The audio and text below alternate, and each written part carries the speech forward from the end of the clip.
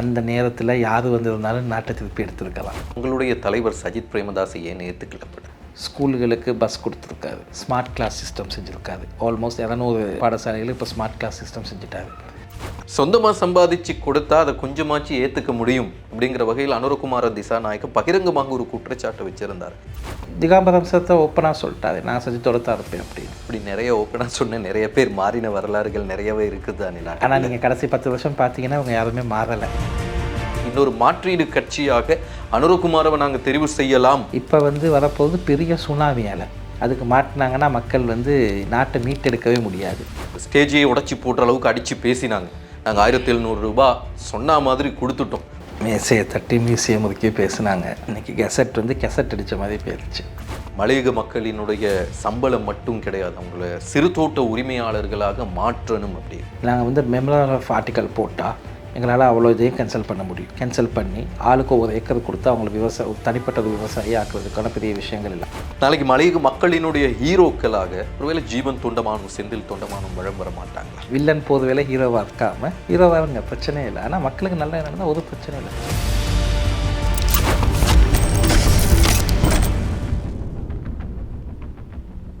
உயர்கல்வித்துறையில் 15 வருடங்களை நிறைவு செய்த பம்பலப்பிட்டிய அமேசான் காலேஜ் அண்ட் கேம்பஸில் புதிய வகுப்புகள் ஆரம்பம். முன்பள்ளி ஆசிரியர் பயிற்சி நெறி, உளவியலும் உளவளத் துணையும், கணனி, ஆங்கிலம் மற்றும் முகாமைத்துவ பாடநெறிகளுடன் HND, டிகிரி, மாஸ்டர்ஸ் வரையான பாடநெறிகள் இலங்கை பல்கலைக்கழக மானியங்கள் ஆணைக்குழுவினால் அங்கீகரிக்கப்பட்டு கல்வி அமைச்சின் கீழ் 3ஆம் நிலை தொழிற்கல்வி ஆணைக்குழுவினால் பதியப்பட்ட அமேசான் காலேஜ் அண்ட் கேம்பஸ். மேலதிக விவரங்களுக்கு 0765 204 604 www.amazoncollege.lk.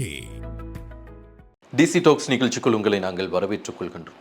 மலையக தோட்ட தொழிலாளர்களினுடைய 1700 ரூபாய் சம்பள விவகாரம் கெசட் பண்ணியாச்சு. இன்னும் 10 நாட்கள் அவங்களுக்குரிய சேலரி கொடுக்கணும். ஆனால் கொடுப்பாங்களா இல்லையாங்கிற மிகப்பெரிய கொஸ்டின் இருக்கிற நிலையில் பதுளை மாவட்டம் பசறை தேர்தல் தொகுதியினுடைய ஐக்கிய மக்கள் சக்தியினுடைய அமைப்பாளர் சஞ்சய் லட்சுமணார் அவர்களை இன்றைய கலையகத்துக்கு அழைத்தோம். உங்களை நிகழ்ச்சிக்குள் வரவேற்றுக் கொள்கின்றோம். வணக்கம். எப்படி போகுது இந்த முறை அரசியல்? அதாவது அரசியலை பொறுத்தவரை இன்றைக்கி பார்த்தீங்கன்னா சஜித் பிரேமதாஸ் அவர்கள் இந்த நாட்டின் ஜனாதிபதியாக வரதை யாராலையும் தடுக்க முடியாது.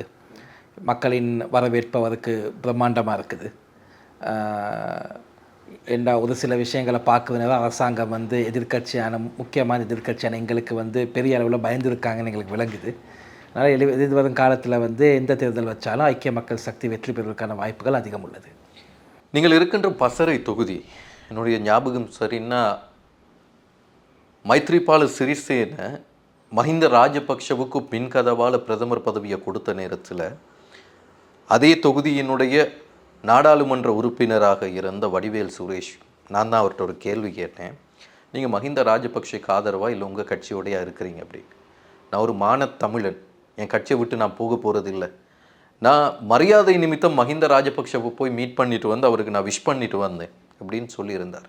ஆனால் அதே நாள் ஈவினிங் டைமில் போயிட்டு ஒரு அமைச்சு பதவியை பொறுப்பெடுத்திருந்தார். ஸோ அந்த தமிழ் எங்கே போயிருச்சுன்னு எனக்கும் தெரியல. இன்றைக்கு வரைக்கும் நானும் தேடிட்டுருக்கிறேன். நிறைய தடவை அவருக்கு கால் பண்ணுறேன், ஒரு இன்டர்வியூ எடுக்கணுங்கிறதுக்காக, பேசணுங்கிறதுக்காக. இப்போ வர்றேன் இதோ வர்றேன்றாரு. இது வரைக்குமே அவர் காணலை. அவருடைய இடத்துல இன்றைக்கி நீங்கள் அமைப்பாளராக இருக்கிறீங்க ஐக்கிய மக்கள் சக்தியினுடைய. 2 பேருக்கும் உள்ள எதுவும் கிளாஷ் இருக்குதா அங்கே? அதாவது எங்கள் 2 பேருக்கு எந்த கிளாஷும் இல்லை. அவரோட அரசியல் பயணத்தை செஞ்சுட்டு போகிறாரு. எந்த சூழ்நிலைன்னு தெரியலை. அவர் எங்கள்கிட்ட இப்போ ரணில் விக்ரமசிங்க பக்கம் சாஞ்சிட்டார். நாங்கள் என்றைக்குமே மக்கள் பிரதிநிதியாக அதாவது வடிவேல் சுரேஷுங்கிறவர் வெற்றி பெற்றது, நாடாளுமன்றத்துக்கு போனது சஜித் பிரேமதாசையின் முகத்துக்கான ஒரு வாக்குகளில் தான். அதாவது என்றைக்குமே அவர் மறக்கக்கூடாது. அது மட்டும் இல்லாமல் என்னோடய அரசியல் ஒரு கொள்கைன்னு பார்த்திங்கன்னா, நான் இன்றைக்கும் இருக்கிற ஒரு கட்சியில் தான் இருக்கணும். அதுதான் எங்களுக்கான ஒரு கட்சி. இது நாங்கள் எங்கள் வீடுனா எங்கள் வீட்டில், நம்ம போய் பக்கத்து வீட்டில் உரிமை கொண்டாடல. அதுதான் என்னோடய ஒரு கொள்கை. இப்போ வடிவேல் சுரேஷ் மாறினா மாதிரியே சஞ்சய் மாற மாட்டாருங்கிறதுக்கு என்ன நிச்சயம் இருக்குது? அதாவது நீங்கள் சஞ்சய் பேக்ரவுண்ட் எடுத்திங்கன்னா அதை பற்றி பார்த்துக்கலாம். சஞ்சயோட பேக்ரவுண்ட் என்ன, சஞ்சய் இதில் வந்தார். அது மட்டுமல்ல இப்போயுமே அழைப்புகள் வருது. நாங்கள் சொன்ன ஒரே கூற்று என்னன்னா, மக்கள் யார் பக்கமோ அந்த பக்கம் தான் நாங்கள். மக்கள் யார் பக்கங்கிற நேரம் முக்கியமாக தெளிவாக சொல்கிற விஷயம், இந்த நாட்டுக்கு 70 வருஷ அரசியல் சாபக்கேடு ஒன்று சுற்றிட்டு இருக்குது, அதை இல்லாமாக்கணும். ஏற்றுக்கிறீங்களா அதை? நான் ஏற்றுக்க மாட்டேன். என்ன ரீசன்? ரீசன் என்னன்னா, நீங்கள் முதல் பார்த்தீங்கன்னா 1977 ஜேவிபி பிரச்சனை வந்துச்சு. அதாவது பிரச்சனை 1 வருஷம் போயிருக்கலாம், ஆனால் நாங்கள் பின்னோக்கி 20 வருஷம் போயிட்டோம். அதுக்கு பிறகு 88, 89 2 யுத்தம் இருந்துச்சு, உள்நாட்டு யுத்தம் 2 இருந்துச்சு. ஒன்று வடக்கில், இன்னொன்று வந்து தெற்கில். அப்பயும் நாங்கள் இன்னும் 20-25 வருஷம் பின்னாடி போயிட்டோம். கூட்டி கழித்து பார்த்தா 40 வருஷத்துக்கு ஜேவிபி தான் கணக்கு சொல்லணும். ஆனால் நாட்டினுடைய நிலைமையை இப்போ மீட்டெடுத்து இருக்கிறார் தற்போதைய ஜனாதிபதி ரணில் விக்ரமசிங்கே. அதில் எதுவும் மாற்று கருத்து இருக்குது? அதாவது அந்த நேரத்தில் யார் வந்திருந்தாலும் நாட்டை திருப்பி எடுத்திருக்கலாம். ஏன்னா IMF வந்து பேச்சுவார்த்தைக்கு ரெடியாக தான் இருந்தாங்க. அது மட்டும் இல்லாமல் ஒரு அரசியல் செய்யணும், ஒரு கொள்கை இருக்கணும். பின் கதவில் போயிட்டு வாங்கி வேலை இல்லை.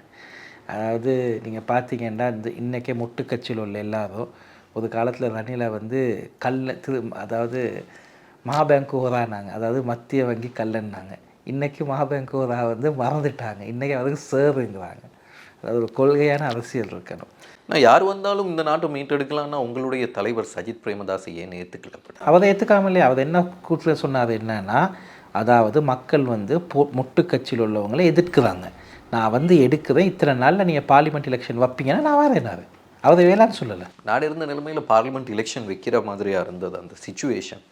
அதாவது மக்கள் வந்து இவங்களை வேணான்ட்டாங்களே எப்படின்னா, அதாவது மக்கள் வந்து எங்களுக்கு வாக்களித்தது இவங்களுக்கு எகெயின்ஸ்டாக பிரதிநிதிப்படுத்த சொல்லி, அதை எப்படி நாங்கள் அவங்களோட கூட்டு சேரலும்?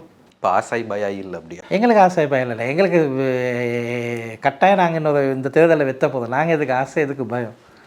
உங்களுடைய கட்சியினுடைய பிரதிநிதிகள் குறிப்பாக வி. ராதாகிருஷ்ணன், மனோ கணேசன், அதே போன்று பழனி திகாம்பரம், இவங்க உண்மையிலே சஜித் பிரேமதாஸ் பக்கம் தான் இருக்கிறாங்களா? ஆமாம், கட்டாயம். ஏன்னா நீங்கள் பார்க்கலாம், இன்றைக்கி பார்த்தீங்கன்னா ராதாகிருஷ்ணன் சாரும் சரி, மனோ கணேசன் சாரும் சரி, திகாம்பரம் சாரும் சரி, நினச்சிருந்தா நல்லா கேபினட் மினிஸ்டர் எடுத்து போயிருக்கலாம், போக மாட்டேன்ட்டாங்கல்ல. அவங்க சொன்னாங்க, அதாவது எங்களுக்கு மக்கள் வாக்களித்தது சஜித் பிரேமதாஸோடு இருந்து பிரதிநிதித்துவப்படுத்த, அதை நாங்கள் மாற மாட்டோம். அதனால் அந்த கொள்கையிலே அவங்க இருந்தாங்க. எதிர்காலத்தில் மாற மாட்டாங்கன்னு நிச்சயமாக சொல்ல முடியுமா? மாற மாட்டாங்க. பிரசிடென்ட் எலெக்ஷன் வர்ற நேரத்தில் இல்லை, ஏன்னா திகாம்பரம் சார் தான் ஓப்பனாக சொல்லிட்டாரு, நான் சஜித்தோட தான் இருப்பேன் அப்படின்னு. இப்படி நிறைய ஓப்பனாக சொன்ன நிறைய பேர் மாறின வரலாறுகள் நிறையவே இருக்குது தானே. ஆனால் நீங்கள் கடைசி 10 வருஷம் பார்த்தீங்கன்னா இவங்க யாருமே மாறலை. சஜித்தோட 51 நாள்லேயும் 3 பேருமே மாறலை. அதுக்கு பிறகு 19 சீர்திருத்தத்துக்கு ஓட்டு போடுறதுக்கு இவங்க 3 பேருமே மாறலை. அதுக்கு பிறகு இந்த ரணில் விக்ரமசிங்கே பதவியேற்றதுக்கு பிறகும் எவ்வளோ அழைப்புகள் வந்துச்சு, அப்பயும் 3 பேரும் மாறலை. ஆனால் பொதுவாக இப்போ பேச்சுவார்த்தைகள் நடந்துட்டு இருக்கிறதா சில தகவல்கள் கசிந்து இருக்குது. மனோ கணேசனுடைய இருக்கலாம், இல்லை ராதாகிருஷ்ணனுடைய இருக்கலாம், திகம்பரத்துடைய இருக்கலாம். வெகு விரைவில் உங்களுடைய கட்சியினுடைய 25 பேர் ரணில் விக்ரமசிங்கவோடு இணைய போவதாக சில தகவல்கள் கசிந்து இருக்குது. இந்த சிரிப்புல விளங்குது, அது உண்மையாக இருக்க வாய்ப்பு இருக்குதுன்னு. அதாவது நான் அதுக்கு சிரிக்கலை, இது ஒரு காமெடியாக இருக்கு, நான் தான் சிரித்தேன். நீங்கள் பார்த்தீங்கன்னா இந்த கடைசி 1 வருஷமாக என்ன சொல்கிறாங்கன்னா, இப்போ வராங்க, அப்போ வராங்க, இந்த மேடே அன்னைக்கு இத்தனை பேர் வராங்க, யாருமே போகல. ஏன்னா எல்லாத்துக்கும் தெரியும் ஆல்ரெடி அந்த போட் வந்து உடஞ்சிருச்சு, அதில் தண்ணி லீக் ஆகிட்டு இருக்கு, அதில் போய்ட்டு ஏறுனா மூழ்கிடுவாங்க. ஆனால் அதை விட உங்கள் போட் உடஞ்சின்னு நீங்கள் நம்பலையா? உங்கள் கட்சியினோட எங்கிற கப்பல் உடையலை, அப்படியே ஸ்ட்ராங்காக இருக்குது. ஏன்னா ராஜித சேனாரத்ன இருக்கிறார், அதே நேரத்தில் ரத்தினபுரி மாவட்ட பாராளுமன்ற உறுப்பினராக இருக்கின்ற தலத்தா அத்துக்கூரல், அதே போன்று கேகாலை மாவட்ட பாராளுமன்ற உறுப்பினராக இருக்கிற கபீர் ஹாஷிம், எல்லாம் கட்சியினுடைய பிரதான தூண்கள் எனக்கு தெரிந்த வரையில். இவங்களே இப்போ ரணில் விக்ரமசிங்கவோடு போகிறதுக்கு சாதாரண 100% பச்சை கொடியை காட்டினதாகத்தான் வெளியிலிருந்து பார்க்குற நேரத்தில் புரியுது. இப்படி கட்சியினுடைய பிரதான நபர்கள் உடஞ்சி போகிற நேரத்தில் கட்சிக்கு பாதிப்பு இல்லையா அது? அதாவது நீங்கள் பார்த்தீங்கன்னா கபீர் ஹாஷிம் சார் கடந்த ஒரு 1.5 மாதத்துக்கு முன்னாடி கேகாலில் யூத் இது ஒன்று செஞ்சுருந்தார், இளைஞர் மாநாடு ஒன்று, இளைஞரணி மாநாடு. அவர் தலைமையில் அவரே செஞ்சார். ஒரு 12,000 இளைஞர்கள் வந்திருந்தாங்க. தலத்தா மேடம் பார்த்திங்கன்னா மேடையில் மேதின கூட்டத்துக்கு வந்திருந்தாங்க. எங்களோட எல்லா கலந்துரையாடலும் நடத்துவாங்க. ராஜித சேனாரத்ன அவர் தெரியும் தானே, அவர் வடிவேல் சுரேஷ் மாதிரியே தான், அவருக்கு வந்து நிலையான ஒரு இது இல்லை. பார்த்திங்கன்னா மற்ற 2 பேருமே இன்னும் எங்களோட தான் இருக்காங்க. அவங்க ஒரு நாளும் ரணில் பக்கம் போயிட்டு சேர்றதுக்கான வாய்ப்புகள் கொஞ்சம் கூட இல்லை. நினச்சிருந்தா எப்பயோ போயிருக்கலாம். ஆனால் சஜித் பிரேமதாசவை பொறுத்தவரையில் பொதுவாக மக்களுக்கு மத்தியில் ஒரு ஒரு கணக்கெடுப்பு இருக்கிறது, இல்லைன்னா ஒரு பேச்சுவார்த்தை இருக்கிறது. எந்த ஸ்டேஜில் வேணாலும் பெருசாக பேசிட்டு தான் இருக்கிறாரு, நடைமுறையில் எதுவுமே காண கிடைக்கல அவருங்கிறது. இல்லை பேசுகிறதுக்கு மட்டும்தான் சரியா உங்களுடைய கட்சியினுடைய தலைவர்? அதாவது நாங்கள் பார்த்தோன்னா நான் அரசியல் வந்த காலத்தில் நான் சொல்கிறேன், எதிர்க்கட்சி தலைவராக நான் வந்து மஹிந்த ராஜபக்ஷ, ரணில் விக்ரமசிங்கை பார்த்துருக்கேன், மஹிந்த ராஜபக்ஷவை பார்த்துருக்கேன், சஜித் பிரேமதாஸை பார்த்துருக்கேன். இந்த 3 பேர்லேயுமே எதிர்க்கட்சியிலேருந்து இவங்க 2 பேரும் யாரும் ஒன்றும் செய்யலை. இன்றைக்கி நீங்கள் எடுத்தீங்கன்னா சஜித் பிரேமதாஸ் சார் பார்த்தீங்கன்னா ஸ்கூல்களுக்கு பஸ் கொடுத்துருக்காரு, ஸ்மார்ட் கிளாஸ் சிஸ்டம் செஞ்சுருக்காரு. ஆல்மோஸ்ட் 200 பாடசாலைகளுக்கு இப்போ ஸ்மார்ட் கிளாஸ் சிஸ்டம் செஞ்சுட்டாரு. அதுக்கடுத்து சாப்பாடு ஆகார போஷன் கொடுக்குறாரு, ஹாஸ்பிட்டல்ஸ்க்கு எக்யூப்மெண்ட்ஸ் கொடுக்குறாரு. ஒரு எதிர்க்கட்சி தலைவராக இருந்து எந்த ஒரு சப்போர்ட்டும் இல்லாமல். ஆனால் அதில் அனுரகுமார் திசாநாயக்கவினுடைய ஒரு பெரிய குற்றச்சாட்டு இருக்குது. இங்கே இருக்கிற காசை ஒருத்தர்கிட்டருந்து வாங்கி, இங்கேருந்து பொருட்களை வாங்கி இன்னொருத்தருக்கு கொடுக்கறதுங்கிறது ரொம்ப சிம்பிள், அது ஈஸி, யார் வேணாலும் பண்ணலாம். சொந்தமாக சம்பாதிச்சு கொடுத்தா அதை கொஞ்சமாச்சு ஏற்றுக்க முடியும் அப்படிங்கிற வகையில் அனுரகுமார திசாநாயக்க பகிரங்கமாக ஒரு குற்றச்சாட்டை வச்சுருந்தார். அதே வேலையை தான் இப்போ இவர் பண்ணிட்டு இருக்கிறார் இல்லையா? அதாவது அவரோட வெளிநாட்டில் இருக்க நண்பர்கள் அவருக்கு வந்து உதவி செய்ய சொல்லி கொடுக்குறாங்க, சரியா, மக்களுக்காக செய்ய சொல்லி. இப்போ பேசுகிற அவங்க எவ்வளோ விஷயம் செஞ்சுருக்காங்க, ஒன்றுமே செய்யலை. அவங்க கட்சியில் உள்ளவங்களுக்கே ஒன்றும் செய்யலை. ஒவ்வொரு நாடாக போகிறாங்க. சரி, நல்ல உதாரணம் சொல்கிறேன். நீங்கள் அனுரகுமாரை எடுத்துக்கிட்டிங்கன்னா பாருங்கள், இந்த கடைசி ஒரு 4-6 மாதத்துக்குள்ளே நல்லா கோட் சூட் போட்டு டை அடித்து அடிக்கிற மேக்கப்பில் அந்த கருப்பு வாக்கும் போயிருச்சு, அப்படியெல்லாம் போயிட்டு இந்தியா போயிட்டார், ஸ்வீடன் போயிட்டார், யூஎஸ் போயிட்டார், இப்போ யூகேயில் இருக்காது. சஜித் பிரேமதாஸ் எந்த ஒரு வெளிநாட்டு பயணமும் போகலை. அதுக்கான காரணம் என்னன்னா, மக்கள் பணத்தை நான் வீணாக்க விருப்பம் இல்லை. இப்போ பேசுகிற இவர் அனுரகுமார் எவ்வளோ விஷயம் செஞ்சுருக்கலாம். ஆனால் அனுர மக்கள் காசில் தான் போனாருன்னு நினைக்கிறீங்களா நீங்கள்? கிடையாது, அவர் என்ன வியாபாரம் பண்ணியிருக்கு வச்சுருக்காரு இன்றைக்கி? இல்லை, அவருடைய கட்சியினுடைய ஆதரவாளர்கள் தானே அவரை கூப்பிட்டு நிறைய இடங்களில் மீட்டிங்ஸை வச்சு. ஏன்னா நாட்டுக்குள்ளே ஒரு மிகப்பெரிய அலை அனுரகுமாரவின் பக்கம் சாஞ்சு இருக்குதுங்கிறத ஏற்றுக்க முடியாது. அதாவது இல்லை, ஏற்றுக்கவே முடியாது. இன்றைக்கி அனுரகுமாரை இப்படி தான் ஒவ்வொரு முறையும் கற்றுறாங்க. 3% தான் போன ஓட்டு. இன்னும் பாஸ் பண்ணுறதுக்கு இன்னும் 51% எடுக்கணும். அப்படின்னு இன்னும் 58, அதை 48% அதை எடுக்கணும். ஆனால் அதுக்கு மக்கள் சொல்லக்கூடிய ஒரு காரணமும் இருக்குது செஞ்சு. ஏன்னா 70 வருட நான் ஏற்கனவே சொன்ன மாதிரி தான், அந்த சாபுக்கேட்டு அரசியலை இல்லாமல் பண்ணணும்னா மாறி ரணில் விக்ரமசிங்க இல்லைன்னா மஹிந்த ராஜபக்ஷ, திருப்பி மஹிந்த ராஜபக்ஷ இல்லைன்னா ரணில் விக்ரமசிங்க, இப்படியே தான் மாறி மக்களும் ஓட் பண்ணிட்டு இருந்தாங்க. அவங்களும் ஓட் எடுத்து அவங்களுக்கு தேவையானதை பண்ணிட்டு இருந்தாங்க. நாட்டுக்கு நல்லது செஞ்சுருந்தா இந்த நாடு இந்த நிலைமையில் இருக்க வேண்டிய அவசியமே கிடையாது. அப்படி இருக்கிற நேரம் இந்த 2 பேரும் தான் திருப்பி ஒரே கட்டத்தில் எலெக்ஷனுக்குள்ள தேர்தலுக்குள்ள வர்றாங்களா இருந்தால் அதை மாற்றி இன்னொரு மாற்றீடு கட்சியாக அனுரகுமாரவை நாங்கள் தெரிவு செய்யலாம் அப்படின்னு சிலருடைய கருத்துக்கள் பகிரங்கமாக பேசப்படுது. அந்த அடிப்படையில் தான் அனுரவினுடைய மீட்டிங்ஸாக இருக்கலாம், அவங்களுடைய இணைய கட்சி செயற்பாடுகளாக இருக்கலாம், பெருந்திரளான இளைஞர் கூட்டம், மக்களோடு சேர்ந்து இளைஞர் கூட்டம் அங்கே சாஞ்சு இருக்கிறத பார்க்க முடியுது. இதை ஏற்றுக்க முடியாதுன்னா எப்படி நம்புறது? அதாவது இந்த இளைஞர் கூட்டம் தான் 2019 கோட்டா நல்லோன்னு சொல்லி ஓட் போட்டாங்க, சரியா. அதாவது நம்ம மக்கள்கிட்ட ஒரு பிழை என்னென்னா, என்றைக்கும் அலையில் மாட்டிக்கிறாங்க. இப்போ கோட்டா வந்து அதாவது முத நாங்கள் ஒரு அலையை கொண்டு வந்து நாங்கள் மூழ்கிட்டோம் 2015. அதுலேருந்து நல்லாச்சில் நம்ம கொண்டு வந்த நல்லாச்சு, நான் வந்து அலை ஒரு பிழை அலை ஒன்று வந்துருச்சு. அடுத்த முறை வந்து பார்த்திங்கன்னா கோட்டாட அலைக்கு மாட்டினாங்க மக்கள்லாம். இப்போ வந்து வரப்போகுது பெரிய சுனாமி அலை, அதுதான் ஜேவிபி. அதுக்கு மாட்டினாங்கன்னா மக்கள் வந்து நாட்டை மீட்டெடுக்கவே முடியாது, அனுரவால செய்ய முடியாது, கட்டாயம் முடியாது. இன்றைக்கி ஒரு எக்கானமிக் பாலிசி என்ன இருக்குது? ஒரு எக்ஸாம்பிள் எடுத்திங்கன்னா, அன்றைக்கி நான் பார்த்து சுனில் நந்துலட்டு யாராச்சும் இதில் சொல்கிறாரு, அமைச்சர்களுக்கு கொடுத்துருக்கிற வீடுகளை வந்து நாங்கள் கொடுக்க மாட்டோம், அதெல்லாம் எடுத்து கூலியை கொடுப்போம், அதில் வர காசில் கடன் கட்டுவோம். அதாவது அடுத்து நம்ம பார்த்தோன்னா ட்ரில்லியன், அதாவது 3.5 ட்ரில்லியன் ருபீஸ் நம்ம கடன் கட்டிருக்கு ருபீஸ். அதுக்கு கடன் கட்டுறதுக்கான ஒரு வழிமுறை இருக்குன்னா அவங்ககிட்ட இல்லை. அது மட்டும் இல்லாமல் நீங்கள் எடுத்தீங்கன்னா எக்கானமிக் பாலிசி பிளான்ஸ் இல்லை. இதெல்லாம் இல்லாமல் எப்படி ஒரு நாட்டை செய்வது? வாயில் ஒன்றும் தேவை. நீங்களே ஒரு 10 பேர் சொல்லுங்கள், ஜேபியில் சொல்ல மாட்டீங்க, யாருமே தெரியாது. தெரிஞ்சவங்க தான் வரணும்னு இருக்குது அப்படி அரசியலுக்கு. சரி, ஒரு விஷயம், அதாவது இந்த கட்டிய நாட்டை மீட்டெடுக்கிற எக்கானமிக் பிளான் ஒன்று கேட்டிருந்தோம், ஏன் இன்னும் சொல்ல மாட்டேங்கிறாங்க? இல்லை, அவங்களுக்குள்ளே இருக்கிற ஒரு பிளான் அதுதான். இப்போ உங்களுடைய கட்சியினுடைய தலைவரினுடைய விவாதமாக கூட இருக்கலாம், நாட்டினுடைய எக்கானமி சம்மந்தமாக, பொருளாதாரம் சம்மந்தமாக, ஏனைய துறைகள் சம்மந்தமாக நாங்கள் ஒரு விவாதத்துக்கு வருவோம் அப்படின்னு நேரடியாக அழைப்பு விடுத்த நேரத்தில் அதுக்கான டேட்டும் நான் நினைக்கிறேன் 6ஆம் தேதின்னு ஃபிக்ஸ் ஆகியிருக்குது, நாங்கள் பண்ணுறோம் அப்படின்னு அனுரகுமார தரப்பிலிருந்து சொல்லியிருக்கிறாங்க. அதே நேரத்தில் உங்களுடைய கட்சியினுடைய தலைவரும் எல்லா மேடைகளிலுமே நாங்கள் தயார், நாங்கள் எதுக்குமே பயமில்லை, நாங்கள் விவாதத்துக்கு மட்டும் இல்லை சேவை செய்கிறதுக்கும் நாங்கள் ரெடியாக இருக்கிறோம், வேணும்னா அதுலேயும் வந்து போட்டி போட்டு பாருங்கள் அப்படின்னு சொல்கிறாரு. ஆனால் இப்படி சொல்லக்கூடிய உங்களுடைய கட்சியினுடைய தலைவர் கட்சியினுடைய உறுப்பினர்களை தானே அனுப்புறதுக்கு ரெடியாக இருக்கிறார், கட்சியினுடைய தலைவர் அனுப்புறதுக்கு ரெடியாக இல்லை. அதாவது அவர் வாரேன்னு சொல்லியிருக்காரு. அவரோட சேர்ந்து தான் அது மற்ற 3 குழுவில் 3 பேர் வராங்க. விவாதம் நடக்குமா? கட்டாயம் நடக்கும். உங்களுடைய கட்சி ரெடியாக இருக்கிறாங்க? கட்டாயம் ரெடியாக இருக்கும். எனக்கு என்ன நம்பிக்கை இல்லை அதில் விவாதம் நடக்கும். ஏன்னா ஒரு அரசியல் மாயாஜாலமாக தான் அந்த கருத்து பேசப்படுதுன்னு நான் நம்புகிறேன். எங்களுக்கு நல்ல நம்பிக்கை இருக்குது. நாங்கள் விவாதத்துக்கு ரெடி. நாங்கள் எல்லா டாக்குமெண்ட்ஸும் வச்சுருக்கோம். எப்படி நாட்டை முன்னேற்றுறது, இக்கானமி பாலிசி எப்படி மேலே கொண்டு போகிறதுண்டு. மலையக மக்களினுடைய தோட்ட தொழிலாளர்களினுடைய 1700 ரூபாய் சம்பள விவகாரம் மே தின கூட்டங்களில் பிரதான பேசு பொருள் அதுதான். நான் ஸ்டேஜையே உடச்சி போடுற அளவுக்கு அடித்து பேசினாங்க. நாங்கள் 1700 ரூபாய் சொன்ன மாதிரி கொடுத்துட்டோம், 30 நாளுக்குள்ளே வரும்னோ 30 நாளுக்குள்ளே அடிச்சிட்டோம் கெசட்டை அப்படின்னு. நடக்குமா? கிடைக்குமா? அதாவது நான் சொன்னேன், மேசையை தட்டி மீசையை முறுக்கி பேசினாங்க. இன்றைக்கி கெசட் கெசட் அடித்த மாதிரி போயிடுச்சு.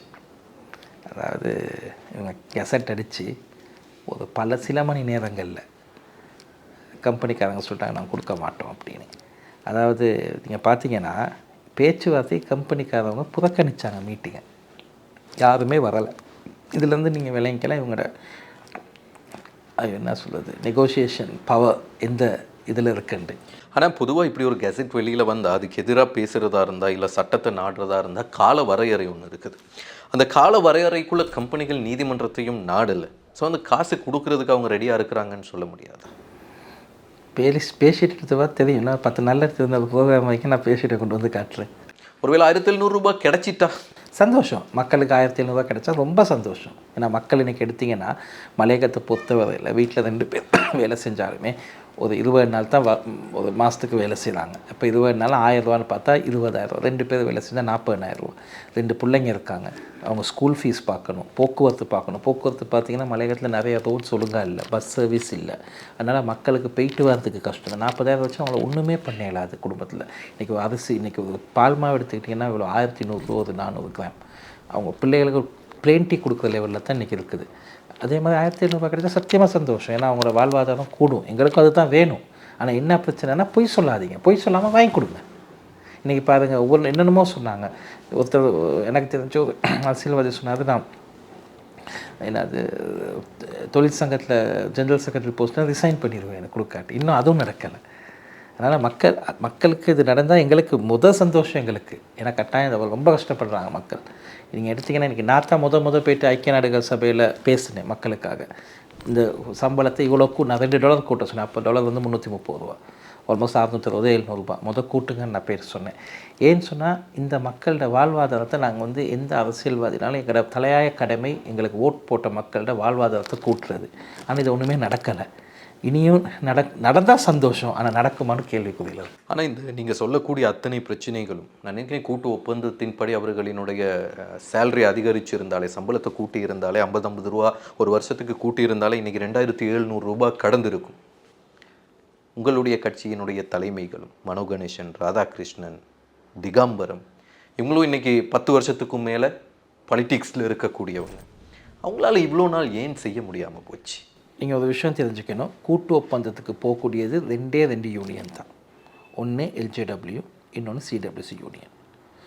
இந்த 2 பேருக்கு மட்டும்தான் கூட்டு ஒப்பந்த மீட்டிங்ஸில் உட்கார இயலும். மற்ற எந்த கட்சிக்கும் இயலாது, எந்த தொழிற்சங்கத்துக்கும் இயலாது. ஏழுங்கிற பட்சத்தில் இருந்திருந்தால் இந்த 3 பேரில் ஒருத்தர் கட்டாயம் இந்த விஷயத்தை இந்நேரத்துக்கு செஞ்சு கொடுத்துருப்பாங்க. இவ்வளோ தூரத்துக்கு போய்விட்டுருக்க மாட்டாங்க. சரி, சம்பளத்தை நம்ம அப்படியே ஒரு பக்கம் விட்டுருவோம். அந்த மக்களினுடைய அடிப்படை பிரச்சனைகள், நீங்கள் சொன்ன பாதை பிரச்சனை, குடிநீர் பிரச்சனை, வீட்டு பிரச்சனை, அவர்களுடைய காணி பிரச்சனை, அவர்களுக்கான போக்குவரத்து பிரச்சனை, இப்படி அடுக்கடுக்கான பட்டியலை கொண்டு போய் கொண்டே இருக்கலாம். அவர்களினுடைய பல்கலைக்கழக நுழைவு தொடர்பான பிரச்சனை, அவங்களுக்கான பாடசாலைகளினுடைய கல்வியினுடைய முறை தொடர்பான பிரச்சனை, கல்வியினுடைய தரம் தொடர்பான பிரச்சனை, டீச்சர் ட்ரைனிங் தொடர்பான பிரச்சனை, அரச சேவைக்குள்ளே அவர்களை இணைத்துக் கொள்வதற்கான பிரச்சனை, இப்படி எத்தனையோ பிரச்சனைகள் இருக்கின்றன. இந்த பிரச்சனைகளுக்கு நீங்கள் சொல்லக்கூடிய உங்களுடைய கட்சி தலைவர்கள் ஆட்சியிலே இருக்கின்ற பொழுது, கேபினெட்டில் டிசிஷன் எடுக்கக்கூடிய முடிவில் இருக்கக்கூடிய அமைச்சு பதவிகளை வகித்த பொழுது கூட இந்த மக்களுக்கான தீர்வை கொடுத்துருக்கலாமே. நீங்கள் பார்த்தீங்கன்னா இந்த 3 பேருமே ஆட்சியில் இருந்தாங்க 2015 2019 வரையான காலத்தில். அதாவது 4 வருஷம். 2 பேர் கேபினெட்டில் இருந்தாங்க, ஒருத்தர் ராஜாங்க அமைச்சில் இருந்தார். கேபினெட்டில் இருந்தது திகாம்பரம் சாரும் மனோ கணேசன் சாரும், ராஜாங்க அமைச்சர் இருந்தது ராதாகிருஷ்ணன் சார்.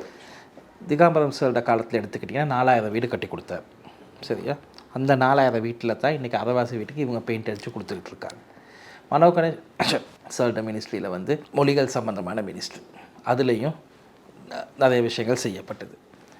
ராஜாங்க அமைச்சராக இருந்த நேரம் எஜுகேஷனுக்கு, அதாவது கல்வி ராஜாங்க அமைச்சராக இருந்த நேரம் ராதாகிருஷ்ணன் சார் பார்த்திங்கன்னா நிறைய டீச்சிங் அப்பாயின்மெண்ட்ஸ், அதுவும் இல்லாமல் பலத்சபா ஸ்கூல்ஸை வந்து நேஷனல் ஸ்கூல்ஸ் ஆக்குனது, நிறையா ஸ்கூல்களுக்கு வந்து புனரமைப்பு செஞ்சது, இவ்வளோ விஷயங்கள் செஞ்சது இந்த 4 வருஷத்தில். இதுக்கு முன்னாடி இருந்ததெல்லாம் இவங்க இல்லை. இதுக்கு முன்னாடி ஆட்சியில் இருந்தது வந்து இலங்கை தொழிலாளர் காங்கிரஸ். இந்த பிரச்சனையெல்லாம் நீங்கள் அங்கே தான் போய் கேட்கணும், நீங்கள் ஒரு நாள் என்ன பண்ணீங்கன்னு. உங்களுடைய கட்சியினுடைய தலைமைகள் அதுக்கு பொறுப்பு கிடையாது அப்படியா? இருந்த 4 வருஷத்தில் அவங்க செய்யக்கூடியதை செஞ்சுட்டாங்க. அவங்களால எவ்வளோ முடியுமோ அந்தளவு 4 வருஷத்தில் செஞ்சுட்டாங்க. நீங்கள் இந்த கடைசி 4 வருஷத்தில் எத்தனை வீடு கட்டி கொடுத்துருக்காங்க? 30 வீடு கூட ஒழுங்காக கட்டி கொடுக்கல. ஆனால் அதற்குரிய உடன்படிக்கைகள் நிறைய கைச்சாத்திடப்பட்டு இருக்குது தானே இந்திய அரசாங்கத்தோட. கைச்சாத்திட்டத்தை பற்றி என்ன செய்ய? வேட்டு சுரக்கா கதைக்கு உதவாது இல்லை. உங்களுடைய கட்சியினுடைய தலைவர் சொல்கிறார் ஒரு இடத்துல, அவங்களுடைய மலையக மக்களினுடைய சம்பளம் மட்டும் கிடையாது, அவங்கள சிறு தோட்ட உரிமையாளர்களாக மாற்றணும் அப்படின்னு. யாராக வேணாலும் ஈஸியாக பேசிடலாம். சிறு தோட்டம் அப்படின்னு வர்ற நேரம் எத்தனையோ கம்பெனிக்கு சொந்தமான காணிகள் இருக்குது, கவர்மெண்ட்டுக்கு சொந்தமான காணிகள் இருக்குது, கவர்மெண்ட் குத்தகைக்கு கொடுத்துருக்கிற காணிகள் இருக்குது. இந்த காணிகளை பார்க்குற நேரத்தில் உங்களுடைய தலைவர் சொல்கிற மாதிரி சிம்பிளான விஷயமா அது? அதாவது எந்த ஒரு விஷயமே கஷ்டம் இல்லை. இன்றைக்கி எடுத்திங்கன்னா தோட்ட தொழிலாளர்கள் மொத்தம் இன்றைக்கி 2,12,000. இன்றைக்கி நீங்கள் பார்த்தீங்கன்னா 2,45,000 ஏக்கருக்கு மேலே இருக்குது கவர்மெண்ட்டுக்கு தொழில் சொன்னது. நாங்கள் வந்து மெமரல் ஆஃப் ஆர்டிக்கல் போட்டால் எங்களால் அவ்வளோ இதையும் கேன்சல் பண்ண முடியும். கேன்சல் பண்ணி ஆளுக்கு ஒரு ஏக்கர் கொடுத்து அவங்களை ஒரு தனிப்பட்ட ஒரு விவசாயி ஆக்குறதுக்கான பெரிய விஷயங்கள் இல்லை. அது மட்டும் இல்லாமல் இன்றைக்கி எவ்வளோ கம்பெனிகளுக்கு கொடுத்த காணிகள் வந்து காடாக இருக்குது, தோட்டங்கள் காடாக இருக்குது. அதாவது நடைமுறைக்கு பண்ணாத இடங்களை நாங்கள் வந்து எடுத்து மக்களுக்கு கொடுக்குறதுக்கு எந்த ஒரு பிரச்சனையுமே இல்லைன்னு நான் கருதுகிறேன். ஆனால் அது அவ்வளோ குயிக்காக செஞ்சிட முடியுமான ஒரு விஷயம்? குயிக்காக முடியாது, ஆனால் கட்டாயம் செய்வோம். ஏன்னா இந்த சம்பள பிரச்சனையே இத்தனை வருஷமாக இழுபட்டு இருக்கிற நேரம் அவங்களுக்குரிய சொந்த காணி, அதுவும் ஒரு ஏக்கர்னு சொல்லும் பொழுது 150 பேர்ச் 10 பேர்ச் கூட இல்லாமல் இருக்கிறாங்க. 160 பேர்ச் மணிகன் இன்றைக்கி 10 பேர்ச் கூட இல்லாமல் இருக்கிறாங்க. அந்த மக்கள் அவ்வளோ சிம்பிளாக தூக்கி கொடுத்துட முடியுமா? அவ்வளோ குயிக்காக நடக்கும்னு நினைக்கிறீங்களா? நம்பிக்கை வச்சா எதுவும் நடக்கும். கட்டாயம் தலைவருக்கு ஒரு பேக்கப் பிளானில் தான் இருப்பார். கட்டாயம் அது நடக்குங்கிறீங்களா? கட்டாயம். ஆனால் மக்கள் திருப்பியும் ஏமாற்றப்படுவாங்கன்னா? நிச்சயமாக இல்லை. ஃபேஸ் ஏன்னா இந்த மக்களுக்கு குடியுரிமை வாங்கி கொடுத்தது சஜித் பிரேமதாஸோட தகப்பனார் ரணசிங்க பிரேமதாஸ். ஆனால் எனக்கு தெரிஞ்ச வரையில் ஐக்கிய நாடுகள் சபையினுடைய சிறுவர் விவகாரங்கள் தொடர்பான அமைப்பினுடைய ஒரு ரிசர்ச்சினுடைய அடிப்படையில் அந்த புக் நான் இன்னும் வச்சிருக்கிறேன், அந்த ரிசர்ச்சை வாசித்தேன்.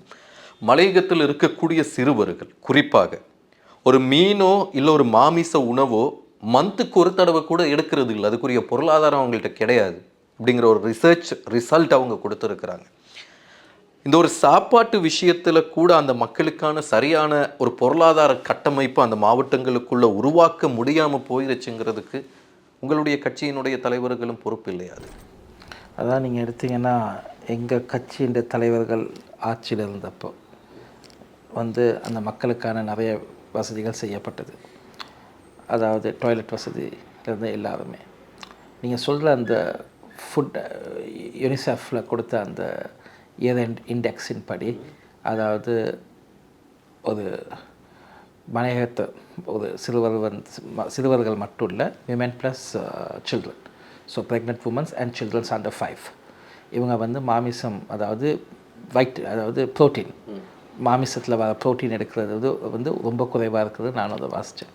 அது கடந்த 3 வருஷமாக தான் இருக்குது. அதுக்கு முன்னுக்கு பார்த்திங்கன்னா இவ்வளோ பெரிய ஒரு தாக்கம் இருக்கு இல்லை. எனக்கு ஃபேக்ட் சரியாக ஞாபகம் இல்லை. If I am not mistaken இப்போ 62% இருக்குது. அப்போ வந்து இருந்தது எங்கட ஆட்சி இருந்த நேரம் வெறும் 18-19% தான் இருந்துச்சு. அதனால் 2020க்கு பிறகு தான் இவங்க இவ்வளோ பெரிய ஒரு சூழ்நிலைக்கு தள்ளப்பட்டிருக்காங்க. ஒருவேளை திருப்பியும் வரேன், 1700 ரூபாய் சம்பளம் கொடுத்துட்டா, ஒருவேளை அந்த சம்பளம் மக்கள் நீங்கள் சொல்கிற அதே பேஷீட்டில் வந்துட்டா, நாளைக்கு மலையக மக்களினுடைய ஹீரோக்களாக ஒருவேளை ஜீவன் தொண்டமானும் செந்தில் தொண்டமானும் வளம் வர மாட்டாங்களா? உங்களுடைய தொகுதியில் வடிவேல் சுரேஷ் உங்களுக்கு போட்டி அமைய மாட்டாரா? அதாவது நாங்கள் வந்து சுயநல அரசியல் இல்லை, யாருனாலும் ஹீரோ ஆகிட்டு போங்க, பிரச்சனையே இல்லை. ஆனால் மக்களுக்கு நல்லது நடந்தால் சரி. அதாவது வில்லன் போது வேலை ஹீரோவாக இருக்காமல் ஹீரோ வருங்க, பிரச்சனையே இல்லை. ஆனால் மக்களுக்கு நல்ல நடந்தால் ஒரு பிரச்சனையும் இல்லை. நாங்கள் போட்டியாக பார்க்கல அரசியலை.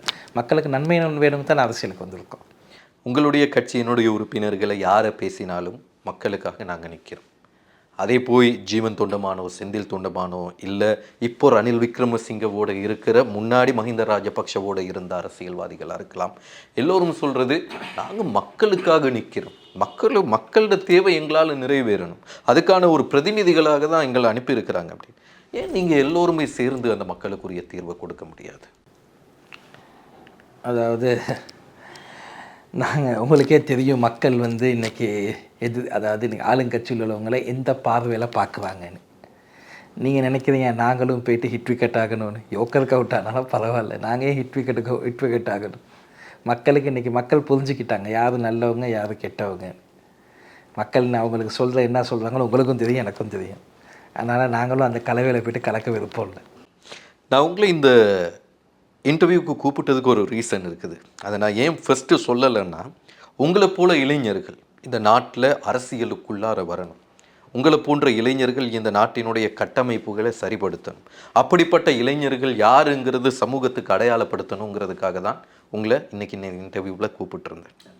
ஆனால் உங்களுடைய கட்சியினுடைய உறுப்பினர்கள் பக்கம் இருக்கின்ற சில கருத்து முரண்பாடுகள், சில கருத்து வேறுபாடுகள், உதாரணமாக ஃபொன்சேகாவுக்கும் சஜித் பிரேமதாசவுக்கும் இடையிலான கருத்து வேறுபாடுகள், தலதாத்து கோரல ஃபொன்சேகாவுக்கு இடையிலான வேறுபாடுகள், இது போன்ற செயற்பாடுகள் நடக்கிற பொழுது உங்களுக்குள்ளே ஒரு தூய்மையான எண்ணம் இருக்கலாம்.